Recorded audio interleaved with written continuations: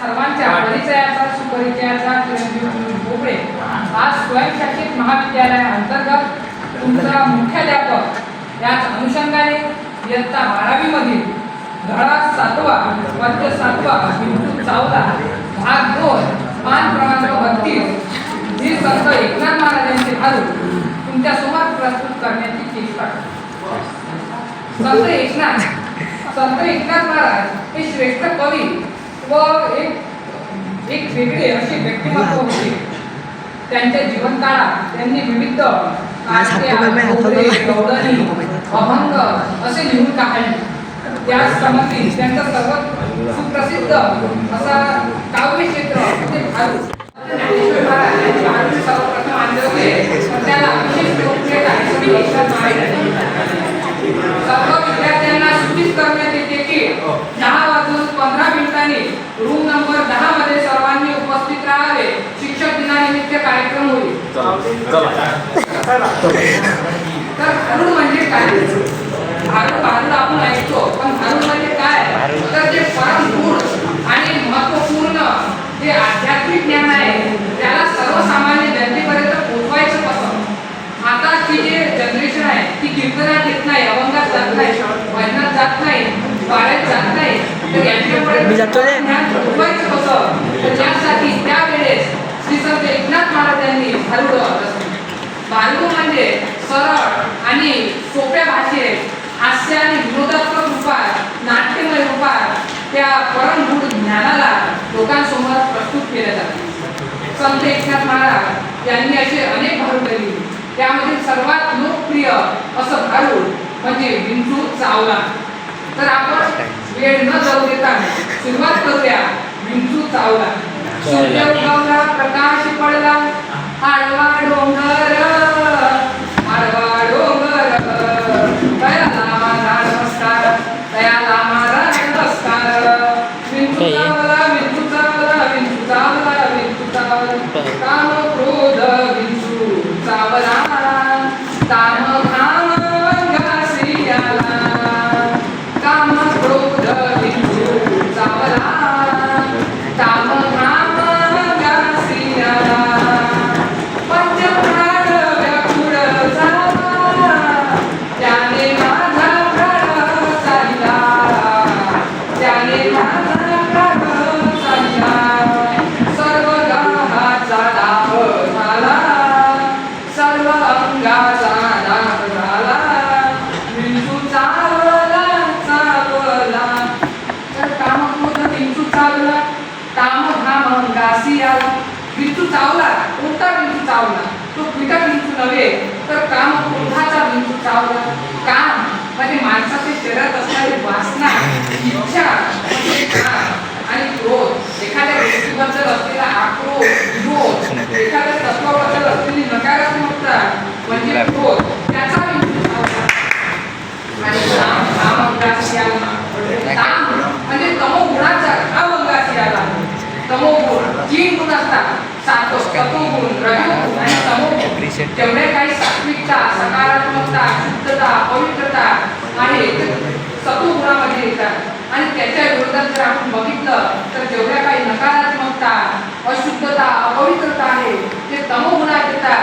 आणि या दोघांचा बिंदू म्हणजे रजोगुण ठरतो. त्यामध्ये सर्वश्रेष्ठ असा सत्वगुण आणि सर्वात उत्कृष्ट असा तमोगुण येतो. या गुणांमध्ये तमोगुणाचा घाम. तर त्या आता विंचू चावला तर किती वेदना होता हे सांगताना महाराज सांगतात, पंचप्राण व्याकुळ झाला, त्याने माझा प्राण चालला.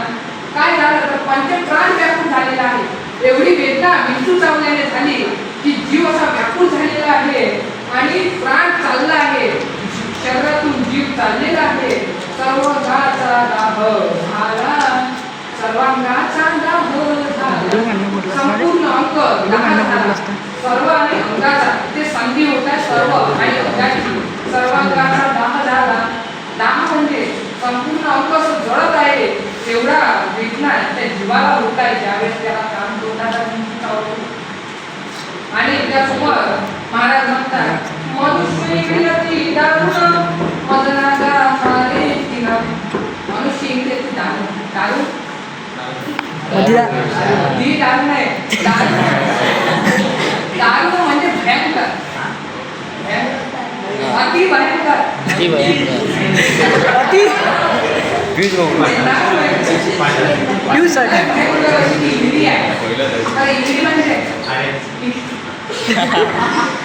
इंगळी म्हणजे तो मोठा तो खेकडा असतो त्याला एक इंगळी म्हणून संबोधले आहे.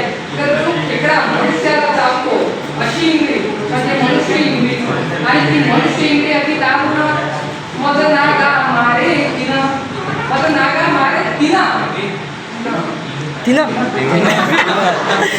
तर मग नागा मारे तिनं, नागा म्हणजे चावणे, तशी चावते एखादा साप, एखादा खेकडा बिंदू कसा चावते तशी ती इंगळी चावून गेलेली आहे. तर मग नागा मारे तिनं आणि मनुष्य इंगळी चावणं सर्वांगी वेदना जाणं त्या इंगळीची. आणि जेव्हा ही एवढी वेदना होत आहे, जेव्हा ही इंगळी आपल्याला चावून गेली त्यावेळेस संपूर्ण अंगात वेदना होत आहे त्या इंगळी. मग यावर उपाय काय? त्यावेळेस महाराज म्हणतात ह्या विंचवाचा उतारा तमो पुणे मागे सारा सत्व गुण लावा अंगारा विंचू इंगळी उतरे जरा जरा सत्व गुणे लावा अंगारा विंचू इंगळी उतरे जरा जरा. तर याला महाराज सांगतात की या विंचवाचा उतारा म्हणजे ज्यावेळेस संध्याकाळी एखादा साप विंचू चावायचा त्यावेळेस त्याची विष जाण्यासाठी उतारा काढायचा. उतारा काढायचा तर कोणता उतारा काढायचा? तर त्यावेळेस सांगतात तमो गुणे मागे सार. तमो गुण जे तुमच्या अंतर आहे त्यांना मागे सारा, त्यांना सोडून द्या. शुद्धता, पवित्रता, अशुद्धता, अपवित्रता आणि असत्यता यांचा त्याग करा. सकारात्मकता जीवनात वाढवा. सर्व गुण लावा अंगार. शुद्धता, पवित्रता, स्वच्छता, सत्ता या सत्वगुणाचा उतारा लावा. त्यावेळेस जेव्हा तुम्ही तमोगुणांना सोडाल आणि सत्वगुणांना धारण कराल त्यावेळेस विंचू इंगळी उतरे झरा झरा. यासमोर मग आता जे विंचू इंगळी झरा उतरे त्यासमोर महाराज सांगतात सत्व उतारा देऊनी अवघा शरीरा तमो गुण. सत्व उतारा देऊनी अवघा शरीरा तमो गुण. क्वचित राहिनी गुण, हा क्वचित राहिनी गुण. शांत करी जनार्दन, क्वचित राहिनी गुण. शांत करी जनार्दन. तर सत्वाचा उतारा. आणि आता संपूर्ण तमोगुण चालला, संपूर्ण तमोगुण चालला आणि क्वचित गुणगुण राहिला. तसं केमिस्ट्री लॅबमध्ये तिथे घेताना एखाद्या केमिकल थोडंसं राहायचं त्याच्यात तसं ते गुणगुण जरा ठेवायचं. ऍसिडिक ऍसिड यावेळेस उपाय म्हणून काय तर सांगतात त्याला